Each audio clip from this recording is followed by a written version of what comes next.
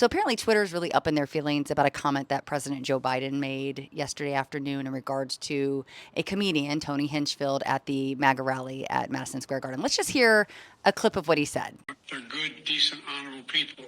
The only garbage I see floating out there is his supporters. His demonization of things is unconscionable, and it's un-American. Now, Biden was specifically referencing this comedian and supporters that think this way. He was not conflating the entire base, and he even went on to clarify on his own Twitter. Earlier today, I referred to the hateful rhetoric about Puerto Rico spewed by Trump supporter at his Madison Square Garden rally as garbage, which is the only word I can think of to describe it. His demonization of Latinos is unconscionable. That's all I meant to say. The comments at that rally don't reflect who we are as a nation. But here's my problem.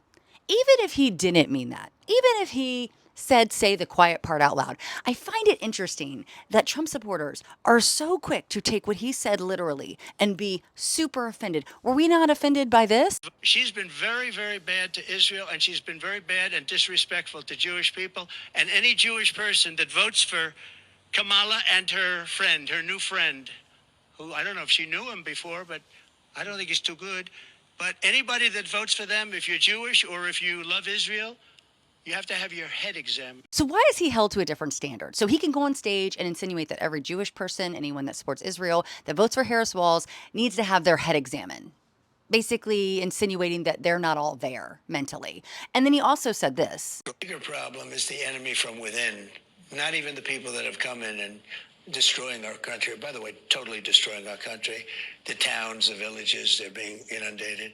But I don't think they're the problem in terms of election day. I think the bigger problem are the people from within. We have some very bad people. We have some sick people, radical left lunatics.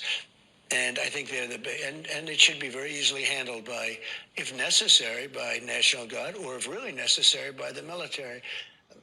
Because they can't let that happen. Now, this was his response when asked about, terrorists and other organizations coming in from outside of our country. And he said, yeah, I'm not worried about them. I'm worried about the people on the left. The people on the left.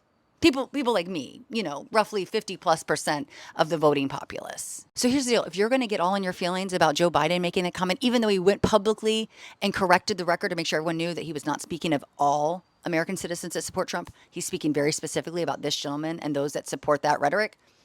And yet you're going to give Trump a pass on all of the shit he said?